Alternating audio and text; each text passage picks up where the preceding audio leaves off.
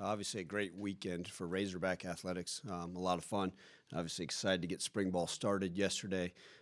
Would like to have gone outside, but I think the weather dictated otherwise. But at least day one in the books, a lot to learn from, a lot of great things, and then a lot of things that we're going to sit there back and say we can improve upon. But the right mindset and right approach by the guys out there, I thought they attacked the field and the work with enthusiasm, with passion, and understanding what we want this thing to look like. Details got to get cleaned up, obviously, a day one installation. But then the biggest jump has to be from day one to day two and how we go about our business. And then obviously day two to day three later on this week when we put on the pads. But, pleased with it and excited to watch the film with the guys this afternoon and continue to make progress.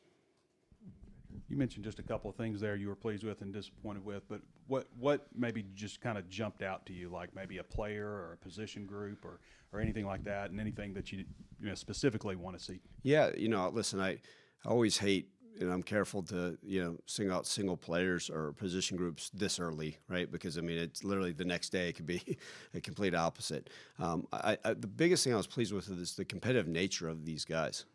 You have a certain wonder of what it looks like. You see how they are in the weight room and in the off-season stuff, in a January, February, and even earlier this month, especially as we've done some of the off-season competition stuff. But then when football happens, what does that look like? And Trey, I think I was pleased because every rep from the get-go, even the walkthrough stuff of special teams, it was the competitive mindset and spirit of this group. And that's not coach speaking. That's something that you got to hang your hat on. And then you get to see some of these guys, a CC who was hurt all last year, step up and do some good things, competitive. Bradley Shaw, who was a starter last year that I challenged and told him he's got to play better and, had a good day one. So, but I think what you're seeing is we got depth at certain positions. Now, how high that ceiling is and how low that floor is to be determined. We got a lot of time to determine that, but I think we got some depth, and I like the way they attack the work.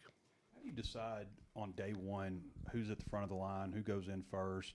At pretty much every position, is it seniority based? Is it if all things are equal? Or yeah, we made the joke last week about the press conference about the quarterback situation, a coin flip, and that truly is. So like KJ got all the reps, the majority of the reps with the ones, and then tomorrow's practice, AJ Hill will get the majority of the reps with the ones. So it's kind of literally, I think what we're going to decide at that position is almost alternating days. Like I said, sometimes you can get into a rhythm and you don't want to just constantly changing that out. And then at other spots, it was okay. Some of the stuff we'd seen in the offseason, stuff we've seen in previous years. It's very hard day one just to put a freshman up there. Danny Beal's doing some good things, but you're never going to have a true freshman. Hey, why don't you go ahead and jump to that front of the line? Guys, Quincy Rhodes, who I'm going to continue to challenge. Obviously, Quincy's played a lot of football here and done it at a high level, so it made sense for him to go with the ones. But I told him, I said, listen, every day, you're going to be battling your tail off to earn that spot and continue to get better. And I think that mindset and that approach with some of these guys, whether they were a starter at another Power 4 team or coming from an FCS program, everybody has that opportunity. And literally, we as coaches, and this, again, we don't set the depth chart, they are. And there's no depth chart right now. We're just kind of throwing it out there and seeing what happens. I think when you're going to get to see the majority of, hey, this guy may get more reps with that first group, is once the pads go on. And then, after that first scrimmage and seeing what they're all about. And then a lot of times who can push through, who can run to the ball appropriately. All those things that we're going to determine that are important for us as a football program are going to go into the day-to-day and ultimately who gets to go out there with that first group. So you'll be outside tomorrow if at all possible then, huh? If at all possible. Even if I got to throw another sweatshirt on and steal Kyle's beanie, we'll figure it out. Yeah, I was also going to ask you about what we can read into. Who's with the first wide receivers? Who's with the first D-line, O-line? Not much to read into that at this point. Yeah, I would really say that. I get it, and like I always say, I have so much respect for what you guys do, but I wouldn't read too much into that. I think it's just a general basis of let's go with it, and those pieces can move so quickly and day-to-day reality of this whole thing. And sometimes we're going to say, okay, even that offensive line, like how does this guy work with this center, right? And how does this guy work at this position? So I think just that flexibility, it may be a wide receiver that, man, we really think this guy's an X, but the guy behind him is pretty damn good. So maybe he can be the X, and this guy can. Let's see how this guy looks at the number one Z, and moving those guys around, different guys in the backfield, based off what we're doing. if we're, going back to the tight end question a couple weeks ago, like if we're 12 personnel, that will dictate some of those different things. So let's not read too much into it. Again, getting a feel for these guys, what they can do as a defense, installing a new scheme. Obviously, new schemes in all three phases, but I wouldn't read too much into it.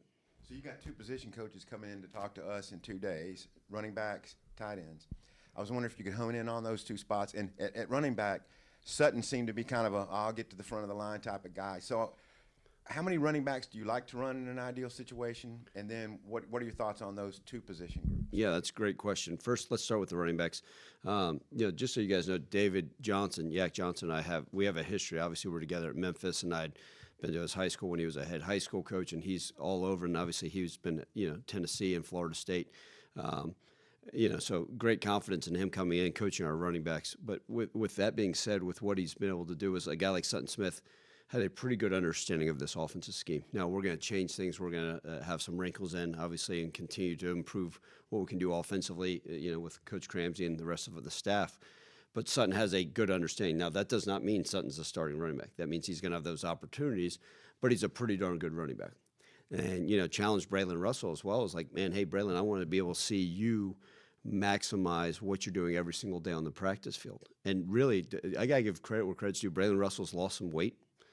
He is a healthier 230-pound running back right now, and we're going to talk to him. Maybe is his best weight 225, or is it 235? And he looks really good, and he leans up and can run.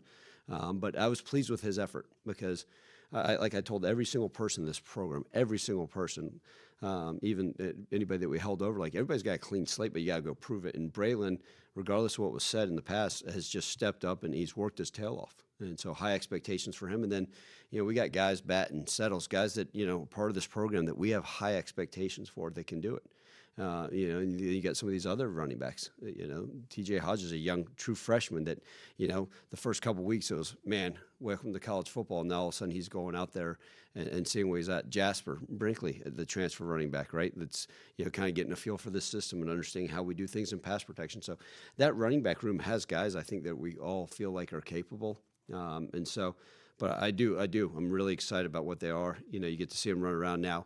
What are they going to look like on contact balance come Thursday? And what's pass protection really look like? It's easy when it's, one of the position coaches running at him with a bag at 3 miles per hour, right? It's a little bit different when it's a 230-pound SEC linebacker trying to saw them in half, okay? And then the tight end room, we talked about before, a lot of faith in Jaden Platt. Obviously, he's played the most football here. And then you guys, you got two different type of fullback tight end types, and like a Maddox Lassiter and a Matt Adcock. And those two still can line up and be, wide receiving type tight ends, but, are probably built more like fullback types, more types that are going to try to put their screws in your neck. And then, just kind of seeing what else we have in those rooms and getting a feel for what we have. We've got a couple transfers in that tight end room that we're excited to see. But, again, I think that tight end position, just like the running back, you'll get to know a little bit more. They all look good running around right now, right? But then when the physicality happens at both those spots, it'll be interesting to see how they continue to develop. Coach, I had a couple offensive line questions for you. You've got two different quarterbacks. One throws left-handed, one throws right-handed. Does that change anything for up front for the offensive line? Do they switch sides? Do they have different play calls? Yeah, no, that's a great question. You get read back, and like everybody thinks the most famous left-handed quarterback would be like a Steve Young, right? Like when Montana Young, did that change? And you hear some of these teams now talking about like a quick tackle, and I think Vanderbilt's even talked about flipping their offensive line.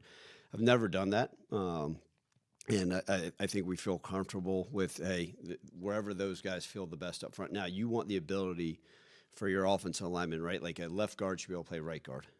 You want as many guard bodies that can play center. You want a couple of those centers, if they have the ability to do it, to be able to play guard, and then can those tackles flip, right? That swing tackle, and a lot of that's my old NFL mindset. Like, you only get to travel with 7 linemen. Well, that backup offensive tackle better be able to go play right tackle, or better be able to play left tackle, and that guard better be able to snap. And so I think that's kind of what we're doing with our guys, is kind of day one, hey, this is where you're going to be, but we're never change it based off of who the quarterbacks are. And then a lot of the guys you brought over with you from Memphis are guys that have played a lot of ball, but one of them is Josiah Clemens that redshirted last year. What about him did you like? What made you want him to come over here and be part of the Arkansas program? Yeah, I think we had this discussion not too long ago. Is like, everybody wants guys that come in the transfer like, oh, they're immediate starters. No, I think sometimes you still got to build a roster and build the right way. And that's not to say that Josiah can't have a major role for us.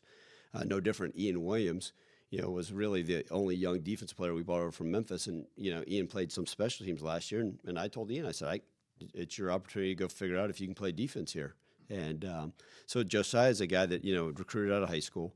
In fact, one time was committed to another SEC school and, just stayed on him and told him about the things that, his development process as an offensive lineman, and just developed a great relationship with him.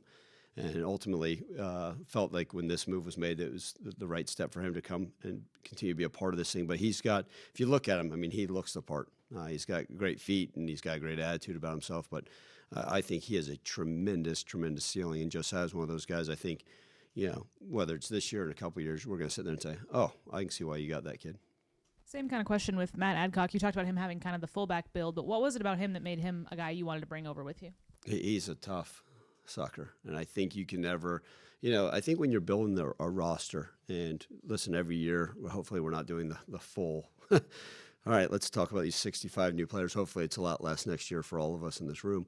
But Matt was one of those guys, like the way he plays football, right? His approach, first and foremost, like he loves special teams, right? And people say, well, you just got, it's great. Yeah, got to get the quarterback, go get the receivers, all those things. But when you can find guys that are buy into your culture, and I hate to say it's just a program guy because he's played a lot of football. I mean, he's played meaningful football. He's caught touchdown passes. He's been a fullback blocking, and being able to play meaningful football, understand the culture and the way we do things, and have that tough mentality about what we're trying to do here at Arkansas, I thought was a perfect fit.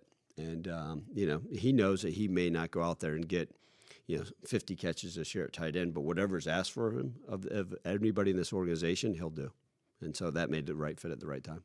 Courtney Crutchfield was a guy last year that people were excited about, but just didn't ever really find an opportunity. What have been your impressions of him? I know you've had the one practice, but since you've kind of been working with these guys for the last couple of months, what have you thought of what he's done? Yeah, Courtney's got to continue to make strides in the right direction.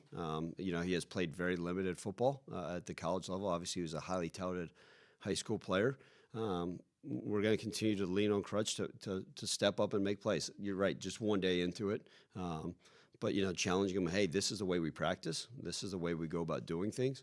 And we've got you look around the wide receiver room, there's no, this is the guy, right? C.J. Brown's played some good football. Like I told you guys, I was pleased with some of the stuff C.C. did yesterday. But Crutchfield's going to have to step up, and he's going to have to battle his tail off. And, and I'm challenging him also as well. Like, hey, there's no guarantee that you're going to make the travel roster. And if you're not playing special teams, I'm not saying this is the case, but any of those guys, right, going into year 3, you have to find a way to step up and help us. And he's one of those that I'm kind of holding his feet to the fire and saying, hey, this is what needs to be done. And he understands that. And I'm excited because I think, like, one day in, then what's tomorrow going to look like? Then what's the next day? So to watch his growth, because he certainly has the talent. I think Kamori House was working nickel yesterday. Is that right? Yes. Is he a guy that could play nickel and linebacker for you? And also Christian Harrison was playing nickel. Is he a guy that could play nickel safety for you? Yeah, great observations. With Kamori, I think he's one of those. He was that tweener type, right? Like at one point at North Carolina, he was like 215, and that's just enough at linebacker to like wonder, okay, can he sit there and stick his face in there? But can he also play that nickel? And so in our defense, if you notice, we'll play with like true 2 inside type backer types, right? And maybe a little bit bigger bodies. And even then, we're not playing with the old 255-pound Mike. And so, that nickel position has the ability to go up and show up in the run game and play it, right? So if we're playing an 11 personnel team, it's perfect. Now, if all of a sudden we go 12, we may need to match, all right, and take the nickel out. Maybe he goes to a safety position, Kamori does, because he's got the ability to run. Or maybe he comes out and then maybe we play with a bigger body linebacker and run a traditional 4-3, if you will, right, with a third linebacker. And then Christian, the same deal, right? Christian's, 210-pound safety, who can also go up and play that linebacker type, that nickel will, however you want to call it in this defense, the star, but also go back there and has the athletic ability to play. So I think that position flex, right? Like you're not going to take Christian and say, okay, hey, need you to know the nickel safety and then also play corner, even though he has the intelligence. And then with Kamori, that was kind of our thought is, okay, understand a little bit that nickel position, but in a pinch, if we need you to be a fast linebacker, that ability to do so. So I think with this defense, we got some unique ability, right? No different that jack position. Does that allow us to play a 4 down front, which we did some yesterday? The ability of that guy kind of be a stand up outside backer. So we're trying to do that. A lot of those guys having that 2 position deal, but I think that as we're going to move forward, and when we opportunity to meet with Coach Roberts and some of those players, like, okay, is that a nickel? Is that a will linebacker? What does that look like? I think it's that kind of that hybrid position on defense. You flipping safeties, boundary and field, or are they? We have the ability to do so. Yeah, right now. Same with corners. Yeah. Right now, it's kind of that's where we've kind of had it. Yesterday was more a right and left, but again, the ability to do that, and then as we're calling it right now, a boundary safety and then a free. And again, people say, well, does a boundary one have to be better against the run? Depends on what coverage we're playing, right? If we're playing a lot of 3 weak, sure, you want that guy to be able to be a box player.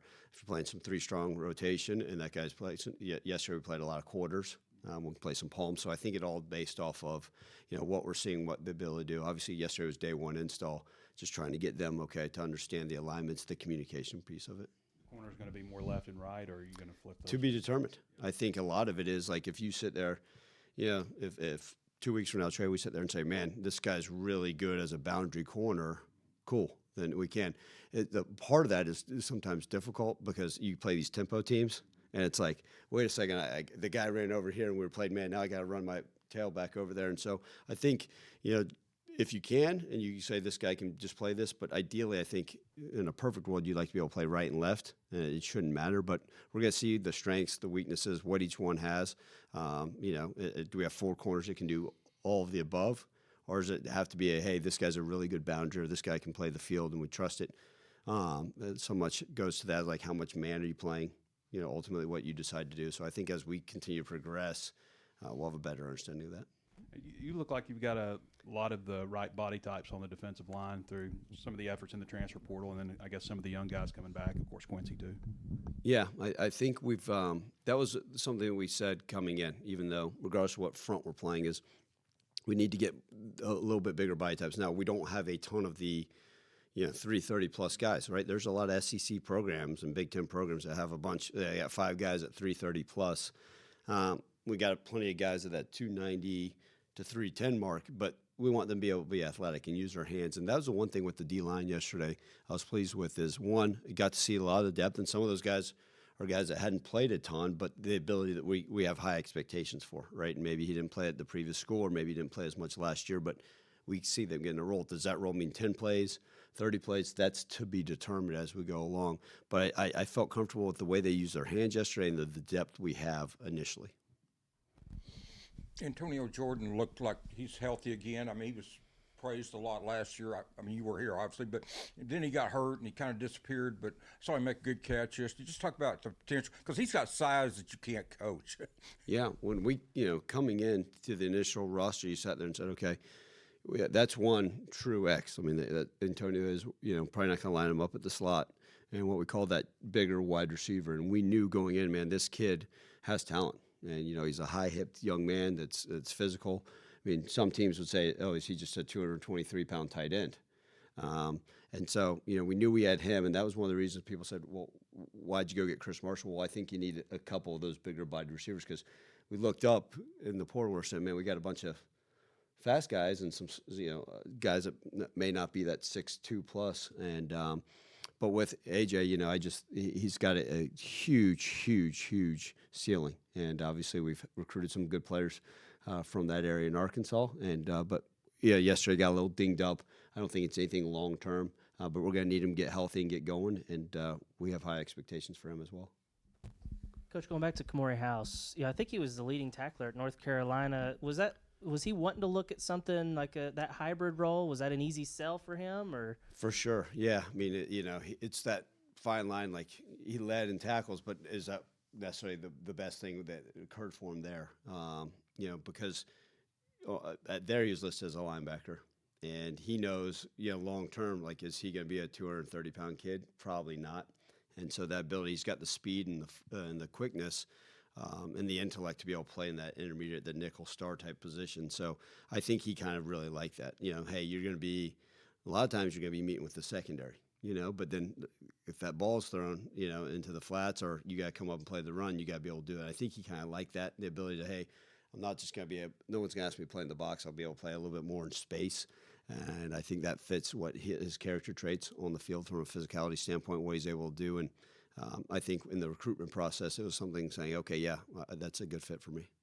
And when we're on the offensive line, Malachi Breland brought over, I think his listed weight now is like 20 pounds lighter than what he was last year at Memphis. Was that what you wanted? Like, is he at a good weight for you now? Kind of what were you looking for him? I think so. Yeah, I think as of this morning, and I don't know exactly what the listed weight is, but he's about 330.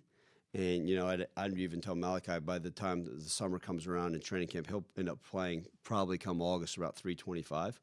And just getting a feel. I mean, he was 362 out of high school. And I vividly remember that he took an official visit to Texas, and then we bought him.